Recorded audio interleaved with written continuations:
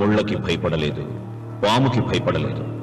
రామన్న చౌదరి పేరు వినగానే రాతిబొమ్మలా ఆగిపోయాడు. అవును, రామన్న చౌదరి చిన్నవాళ్లకి చిరుత పులి, పెద్దవాళ్లకు పెద్ద పులి. ఎవరితను? రాయలసీమ రామన్న చౌదరి తాతలు వారి కాలంలోనే సీమను వదిలి ఈ ప్రాంతంలోనే స్థిరపడ్డారు. వేలాది ఎకరాలు సంపాదించి జమీందారులుగా ఖ్యాతి పొందారు. అందుకే రామన్న చౌదరిని అందరూ రాయలసీమ రామన్న చౌదరి అంటారు. గుమ్మం దాటవలసి వస్తే నల్ల చొక్కా వేసుకుని బయలుదేరుతాడు. వీధి గుమ్మాన్ని వదిలిపెట్టి పెరటి గుమ్మం వైపు నుంచే వెళతాడు. ఎందుకో? ఈమె సీతారత్నం. రామన్న చౌదరి అడుగులో అడుగు వేసి అతను మడుగులో దిగమంటే దిగే భార్య. తండ్రి కంటి చూపుతోనే సమస్తం అర్థం చేసుకునే పెద్ద కొడుకు మురళి. ఇతను ఇంజనీరింగ్ చదువుతున్న రెండో కొడుకు రఘు. తన భుజం మీదున్న జందెం కంటే ప్రేమగా, స్నేహితంగా చౌదరిని ప్రేమించే ఒకే ఒక వ్యక్తి ఈ వెంకట శాస్త్రి. ఇంతమంది తనను ప్రేమించిన రామన్న చౌదరి మాత్రం భూమిని ప్రేమిస్తాడు. తన కండతో, తన అండతో, తన మొండితనంతో కావాలనుకున్న దాన్ని ఆక్రమిస్తాడు. కాదన్న వాళ్లను కాలరాస్తాడు. ఈ భూమి మొత్తం నాది అని ఒక మ్యాప్ వేయించుకున్నాడు. ఈ కనిపించే మ్యాప్లో 90% అతను ఇప్పటికే ఆక్రమించుకున్నాడు. ఈమె పేరు నాగసులోచన. ఈ ముసలమ్మ నాగసులోచనకు బామ్మ. వీళ్ళ 5 ఎకరాలను మాత్రం ఆక్రమించుకోకుండా వదిలిపెట్టాడు రామన్న చౌదరి. అంతేకాదు, నాగసులోచనకు అప్పుడప్పుడు డబ్బు సాయం కూడా చేస్తుంటాడు. ఇక మిగిలింది ఇదిగో ఈ సుబ్బారాయుడి 10 ఎకరాల పొలం. గుండె బలం తనకుందంటాడు. ఇతను పహిల్వాన్ పాపారావు తన 15 ఎకరాల పొలం రామన్న చౌదరికి ఇవ్వనని అడ్డం తిరిగాడు. ఈ సాంబశివరావు తనకున్న 30 ఎకరాల పొలం ఇవ్వనన్నాడు. ఏ పనైనా తెలివితో చెయ్యాలంటాడు ఇతను. ఇవన్నీ ఒకప్పుడు రామన్న చౌదరి తండ్రి పొలాలు. వీళ్లు కౌలుదారు. కౌలుదారి యాక్ట్ కింద వీళ్లు కోర్టుకెక్కి 15 ఏళ్లు గడిచాక గెలిచారు. అందుకే రామన్న చౌదరి కన్ను ఈ మన్ను మీద ఇప్పుడు పడింది. తన కుడి భుజం అన్వర్ని పొలం స్వాధీనం చెయ్యమని సుబ్బారాయుడి దగ్గరికి పంపాడు.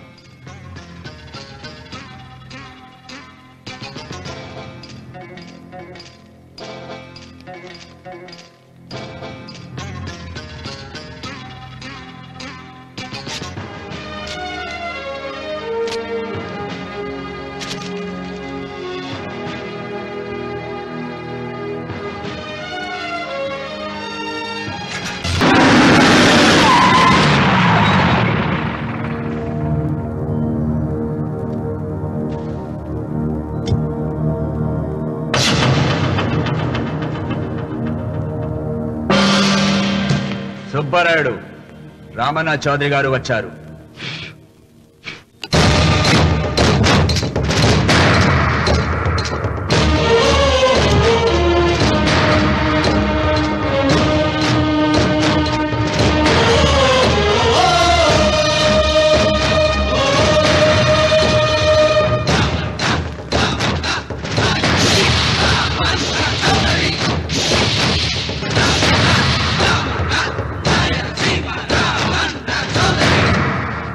నిన్న కబరు తెచ్చాను కదా, ఇవాళ కవరు దస్తావేజు తెచ్చాను.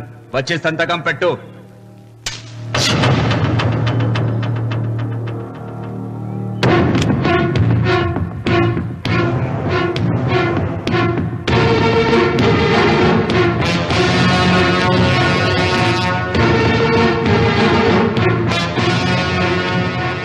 వెయ్యనా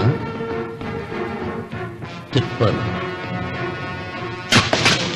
సుబ్బారాయుడు, కొండ చిల్వ నోటులు కంఠం పెడుతున్నావు, చేస్తావు. ఆకు తిప్పక ముందే సంతకం పెట్టాయి. అయినా ఆకు తిప్పతే ఏమవుతుంది నీకు తెలుసు కదా. అంత చావదచ్చినోడు ఏం కాదులే, నా వెనకమాల బలగా ఉంది. ఏం చేసుకుంటాడో చేసుకోమను.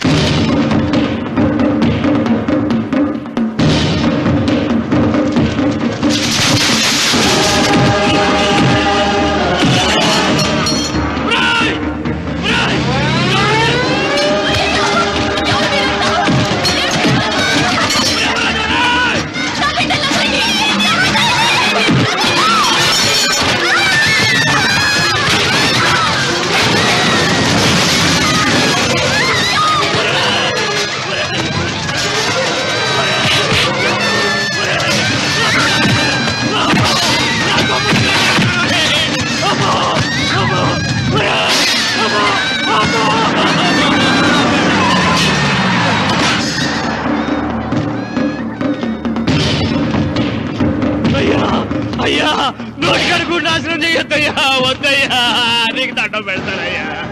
నీకు చేతులున్నది మాకు దండం పెట్టడానికే కాదురా, దస్తావేజుల మీద సంతకం పెట్టడానికి కూడా. పెడతానయ్యా, 2 రోజులు గడిపియండి. నిన్న జరిగింది మర్చిపోను, నేడు జరగాల్సింది వాయిదా వేయను. రేపు జరగబోయే దాని గురించి ఆలోచించను. ఈ రామన్న పాదం తాకగానే ఈ భూమి నా సొంతం. సంతకం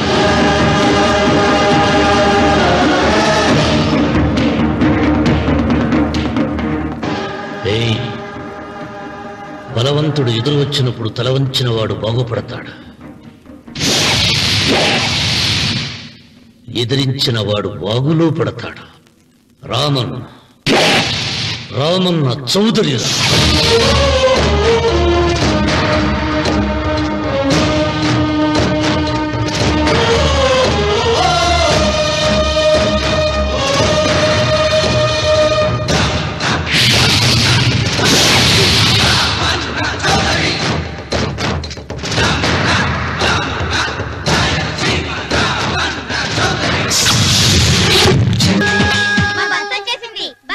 బస్ ఎక్కకుండా ఎలాగమ్మా తప్పిపోయారు? టీచర్, గ్రామం చూడడానికి వచ్చాం. ఇక్కడున్న అందాల్ని మాత్రమే కాదు, ఒక మంచి మనిషిని కూడా చూసాం. అడుగో అతనే.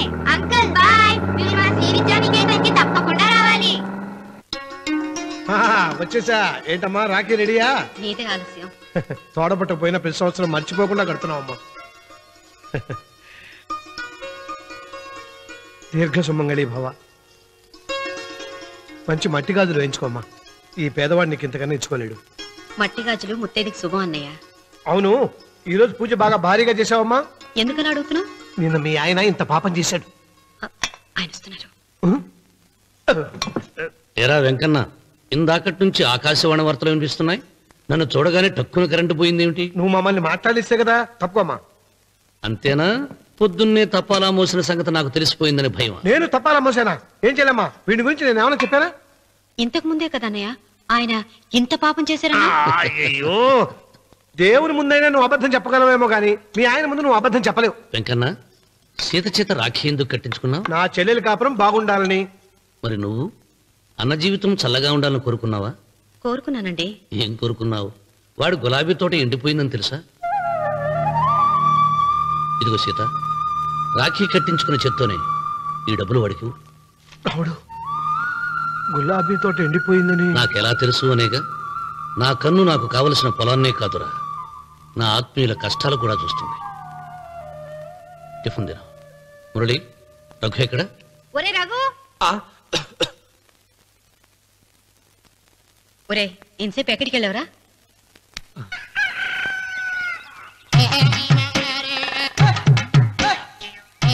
ఏడుకొండలవాడ వెంకటరమణ గోవింద గోవింద. జ్యోతిష్యుడు చెప్పినట్టు గుడికి వెళ్తున్నాను. ఆ పిల్లను చూపించే భారం నీదే తండ్రి.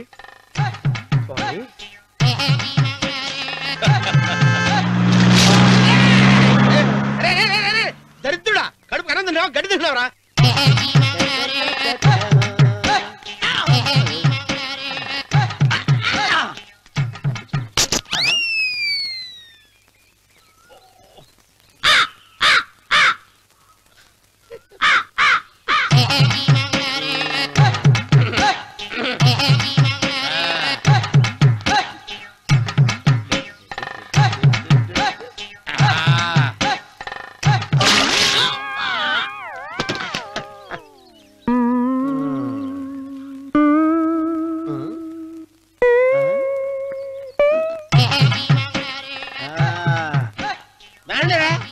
ఇప్పుడు చేసుకుంటారు, ఏమైనా చేసుకుంటా చేసుకోండి. రండి, ఎంతమంది వచ్చినా బయలేదు.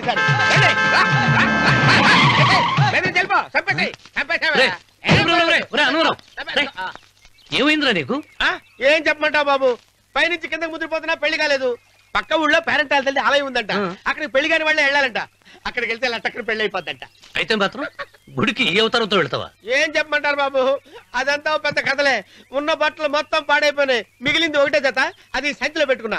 అక్కడికి వెళ్ళి అయితే నేను వస్తాను, పద. మీరెందుకులే బాబు, మీకు 1 ఎకరాల పొలం ఉంది. కోటి మంది అమ్మాయిలు దొరుకుతారు. నిజమే, చెట్టంత మనిషిని చేలోకి పంపుతున్నారు తప్ప శోభనం గదులకు పంపాలని పెద్దానికి తెలియటం లేదు. ఒరే ఒరే అన్నవరం, నేను పేరంటాల తల్లి గుడికి వస్తాను, తీసుకెళ్తావా? ఇంకా ఆలస్యం బాబు, పదండి.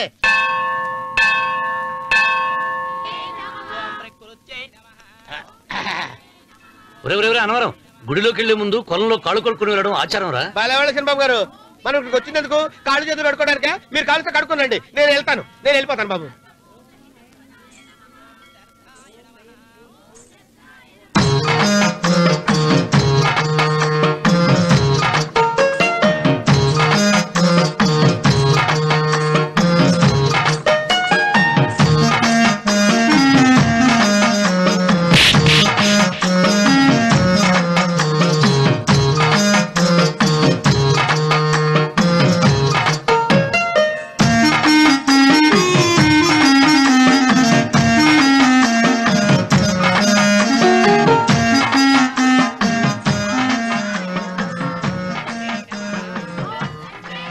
అమ్మా తల్లి, ఏంటమ్మా ఈ అన్యాయం?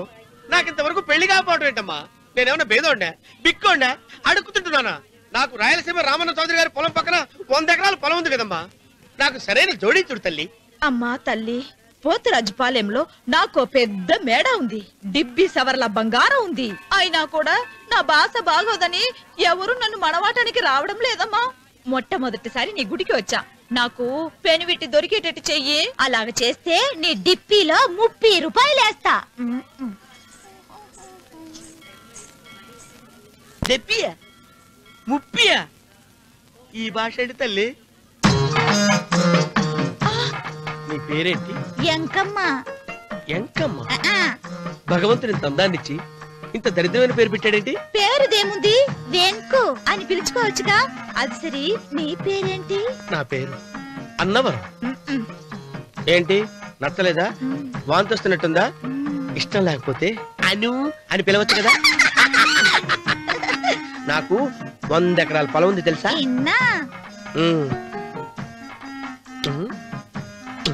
ఏంటి? నన్ను పెళ్లి చేసుకుంటావా? మంగళవారం నన్ను చూసుకోవడానికి పోతురాజుపాలెంలో ఓ పెద్ద మేడ ఉంది కదా, అక్కడికి రా. మిగతా విషయాలు గుళ్ళో మాట్లాడుకుంటే ఏం బాగుంటది, అక్కడ మాట్లాడుకుందా. వస్తాను. దెబ్బి ముప్పి.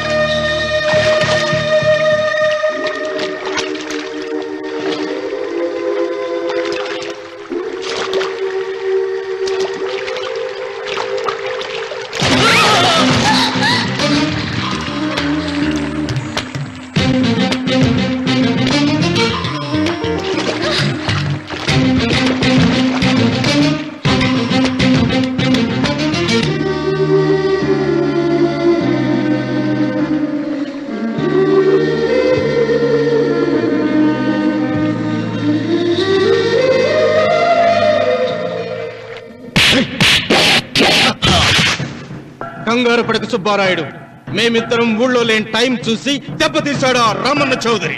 నీ కళ్ళలు చూసే కదయ్యా ధైర్యంగా ఆయన ఎదిరించాను. పెళ్ళ బిడ్డలు చంపేస్తాడేమో భయపడి సంతకం పెట్టి ఏళ్ళని తిప్పుకొట్టడం కాదు, నీ బేతాపం ఏదో ఆ రామన్న చౌదరి మీద చూపించాల్సింది. మిమ్మల్ని నమ్ముకునే కంటే ఇదిగో ఈ పోలీసు ఆయన నమ్ముకోవడం మంచిది. అమ్మో, రామన్న చౌదరిని అరెస్ట్ చేసే దమ్ము నాకు లేదు. కావాలంటే కాకి బట్టలు తీసేసి కాలంలో బట్టలు ఉతుకు బతుకుతా. ఆయన జోలికి మాత్రం వెళ్ళను. సర్లే సుబ్బారాయుడు, రేపు పంచాయతీలో ఈ రకంగానే జరిగిందని చెప్పు, నీ పొలం నీకు ఇప్పిస్తాయేం? పంచాయతీ పెద్దల్లో నేను ఉంటాడా కదా, అగ్గిలో ఓ పుల్ల ఎక్కువేసా? మరి నా పెళ్ళాం పిల్లల సంగతో నువ్వే తొక్కులాడాకు సుబ్బారాయుడు. యాడ్నో చోట నేనే దాచిపెడతాలే. అది సరే, రామన్న చౌదరిని పోలీస్ స్టేషన్ కి పిలిస్తేనే పొండహ అంటాడు, పంచాయతీకి పిలిస్తే వచ్చి పీకలకు వస్తాడేమో. సీత పిల్లలేరి? మురళి పొలానికి వెళ్ళాడు, రఘు కాలేజీకి వెళ్ళాడండి. ఆ రాస్కెల్ ఎక్కడ? ఆ, అదే వెంకన్న. ఇంకా రాలేదండి. కూర్చో. పర్వాలేదండి. కాసేపు నీతో మనసిప్పి మాట్లాడాలంది. కూర్చో సీత.